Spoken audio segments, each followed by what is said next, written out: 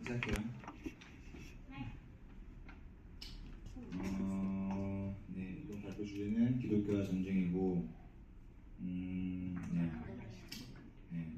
시작하겠습니다.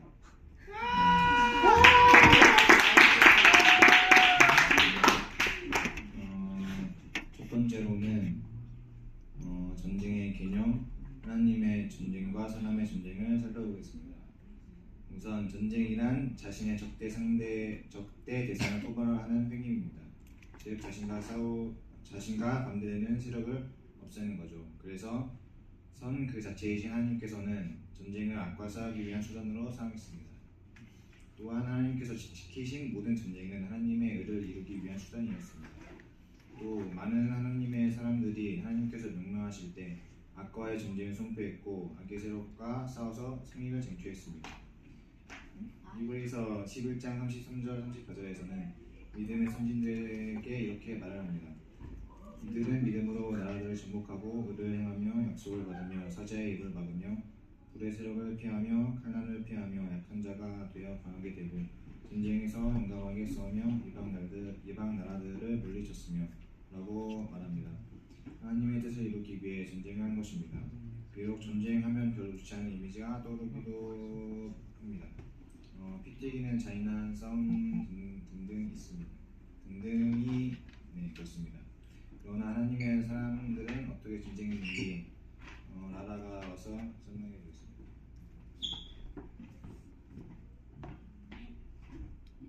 안녕하세요. 저는 하나님의 사람들이 어떻게 전쟁을 진행했었는지에 대해서 설명드리도록 하겠습니다. 이들은 하나님이 명하신다면 아까 히브리서에서 봤던 그 말씀대로 하나님이 명하신다면 하나님의 의를 위해서 또 하나님을 위해서 자신이나 자신의 군대 상황과는 상관없이 언제든지 믿음으로 싸웠고 이겨냈습니다. 우리의 모든 전쟁은 하나님의 의를 이루기 위한 수단이어야 하는 것이죠. 여호수아가 그랬고 다윗도 그랬습니다. 그러나 많은 다른 사람들은 자신의 명예와 이익을 위해서 전쟁을 너무나도 많이 해왔을 텐데요. 자신의 야망으로 전쟁을 선포했습니다. 이어서 그럼 다음 목사인 전쟁을 주관하시는 하나님을 살펴볼 텐데요. 신기한 점은 그런 야망찬 사람들의 전쟁까지도 모두 하나님께 속해 있었다는 것입니다. 사무엘상 17장 47절 말씀처럼 이전 PPT 한 번만 띄워주세요. 이전 거 여기 말씀처럼 전쟁은 여호와께 속했다라는 말씀처럼 야망찼던 사람들의 전쟁까지도 모두 하나님께 속해 있었다라는 것입니다. 원래 PPT로 돌아가겠습니다. 물론 모든 역대 전쟁들의 원인이나 이유 등등의 모든 것이 하나님이 시작하신 일이라는 말이 아닙니다.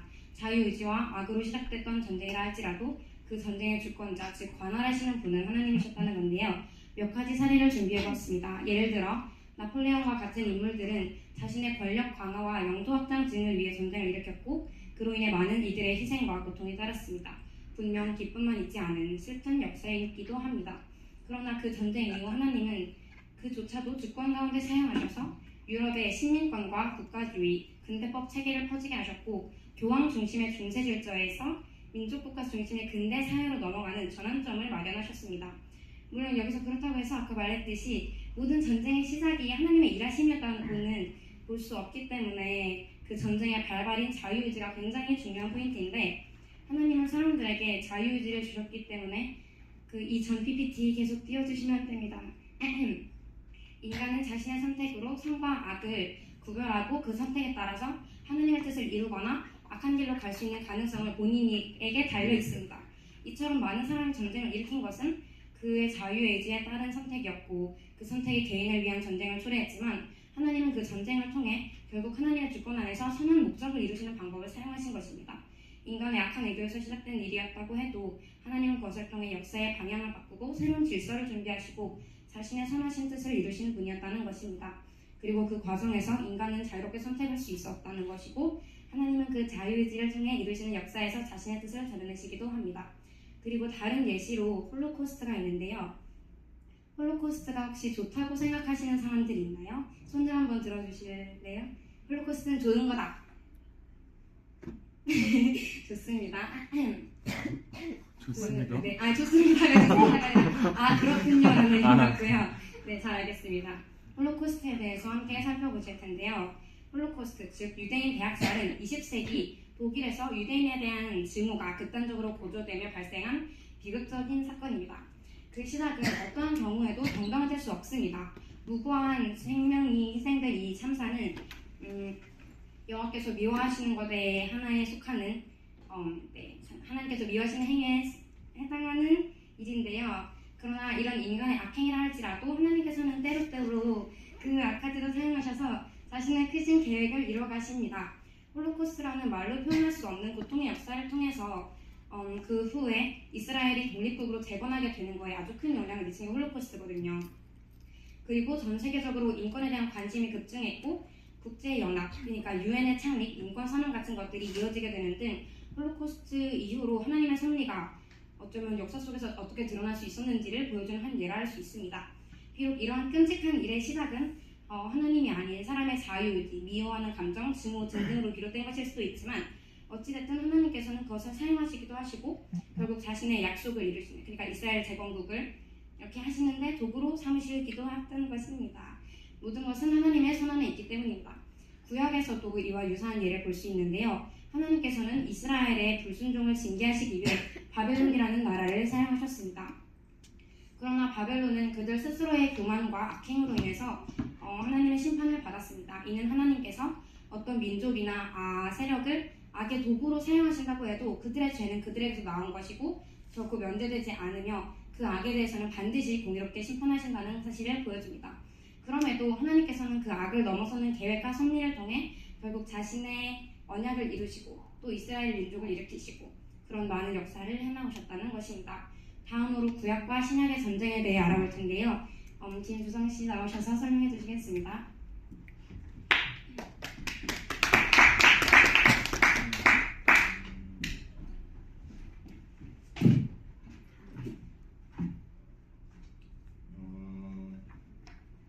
구약과 신약의 전쟁은 전쟁의 개념을 살펴봤던 것 같이 구약과 신약에서는 악의 세력을 어떤 방법으로 없애느냐입니다.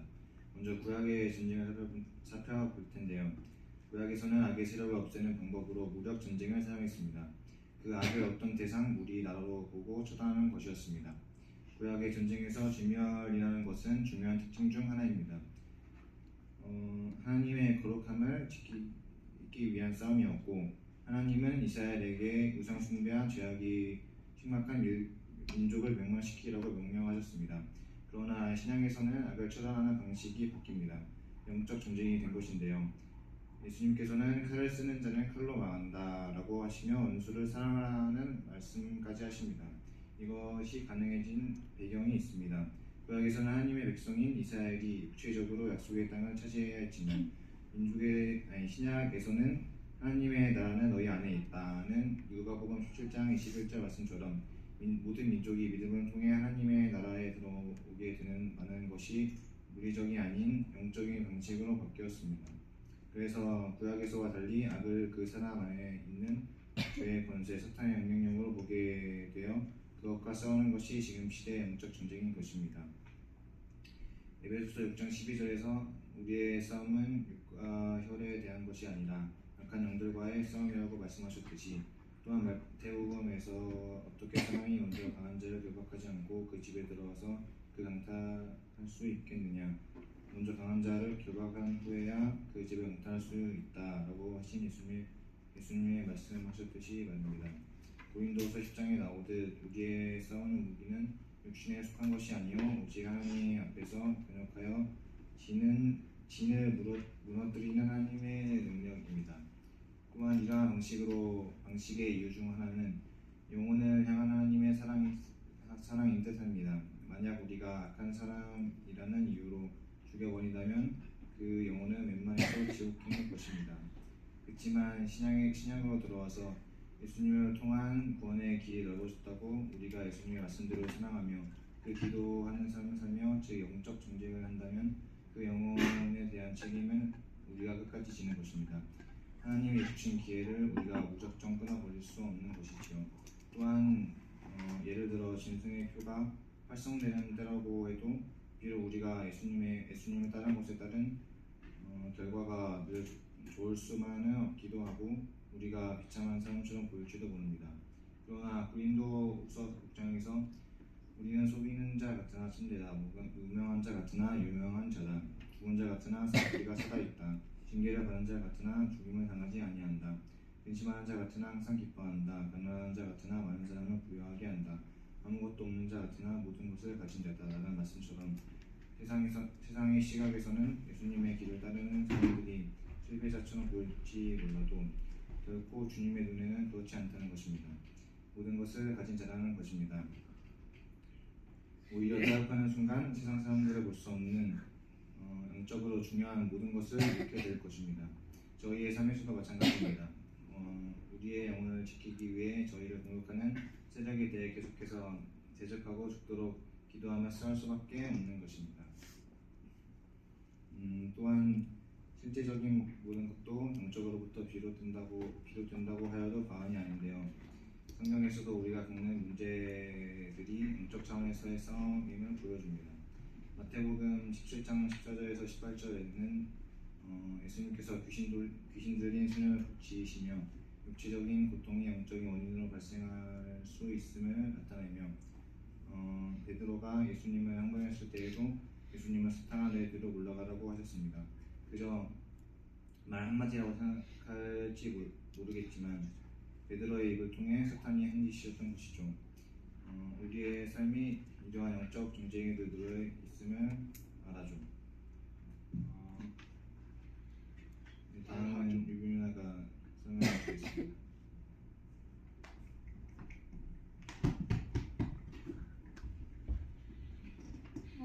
이제 이거는 기독교 윤리에서 역사적으로 전쟁에 대한 기독교의 태도를 분류적으로 세 가지로 이제 분류를 한 건데, 첫 번째는 평화주의입니다. 폭력과 전쟁을 일절히 거부하는 입장이고요. 평화주의자는 모든 상황에서 평화적으로 해결을 지향하며 심지어 자기 과거나 정당한 전쟁이라는 하더라도 이를 피하고자 합니다.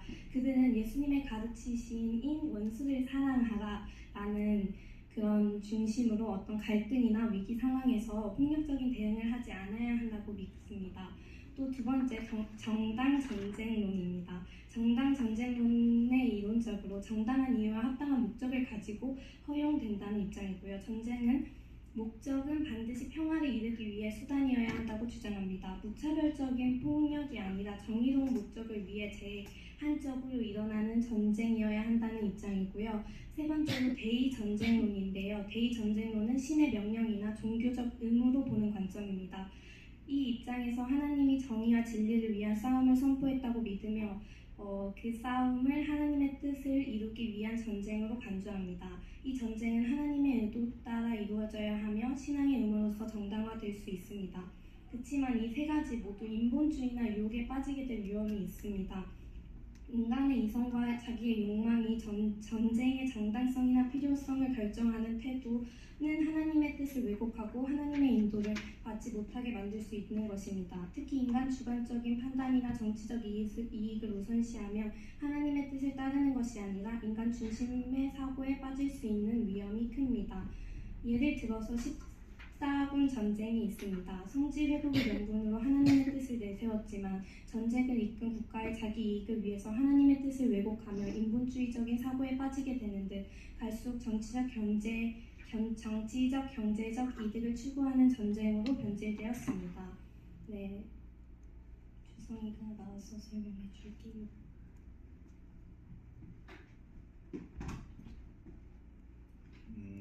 그렇기에 우리가 가져야 할 마음가짐은 하나님의 뜻을 겸손하게 구하고 따르는 것입니다. 인간의 이성이나 정치적 목적을 앞세우지 않고 전쟁이 필요한 상황에서도 성령님의 인도에 따라 적절하게 대응해야 합니다. 하나님이 주신 말씀과 성경의 원칙에 맞추어 폭력과 전쟁을 다루고 우리의 의지와 판단을 하나님께 맡겨야 합니다. 이를 통해 우리는 하나님을 의지하고 인본주의적 사고에서 벗어나 하나님의 계획에 맞게 행동할 수 있습니다.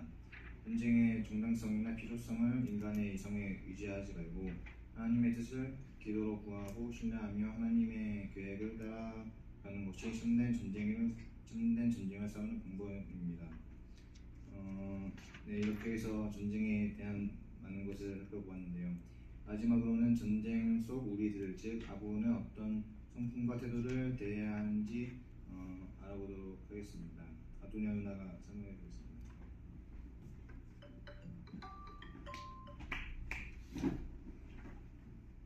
전쟁 속 우리가 잃지 말아야 하는 것, 사랑. 앞서 보았던 많은 내용들을 살펴봤죠. 네.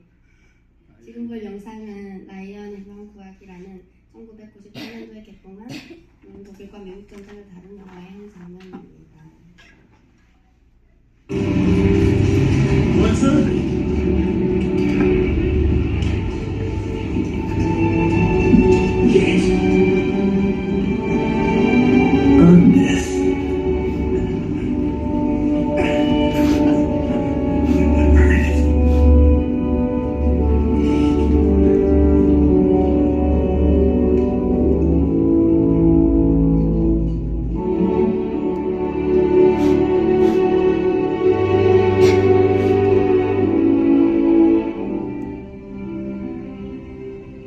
Every day, I think about what you said to me that day on the bridge.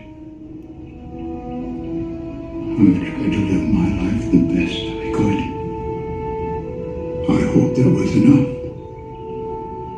I hope that at least in your eyes, I've earned what all of you have done for me.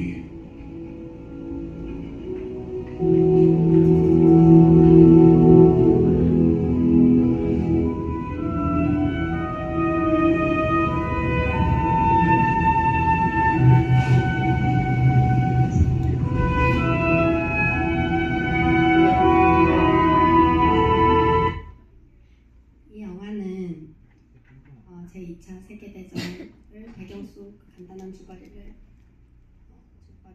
이제 3명의 아들을 잃은 어머니가 국가에 호소를 해가지고 그러니까 아들이 다 죽었는데 한 막내 아들만 남은 상황이어서 그 막내 아들을 구해달라고 어떻게 해서 막 찾아가지고 그 아들을 결국 구해주는 내용이에요. 그래서 이렇게 다른 군인들의 희생으로 살아남은 상황입니다. 전쟁이라는 극한 상황 속에서도 우리는 같은 편, 즉 아군을 어떻게 대해야 하는지 고민해 봐야 합니다. 성경은 우리에게 그 해답을 분명하게 지시해 줍니다. 이거 말씀을 같이 읽으면 좋겠는데요. 시작.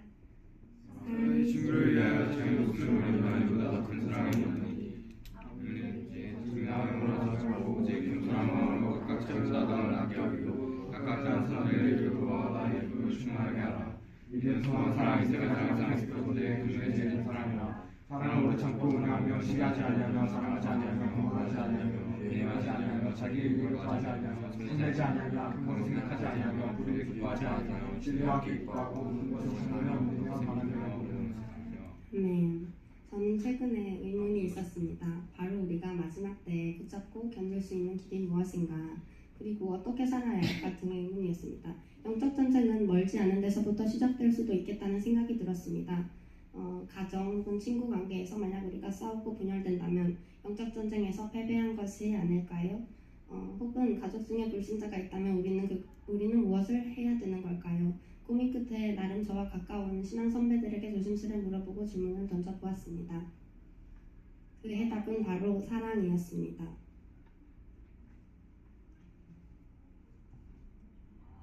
그래서 이제 그 사랑에서 이렇게 하기 때문에 저희 결론은 그렇습니다. 감사합니다.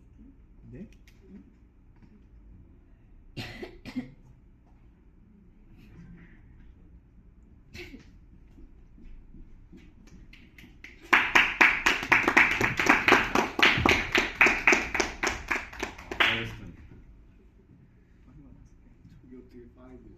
제자 인사.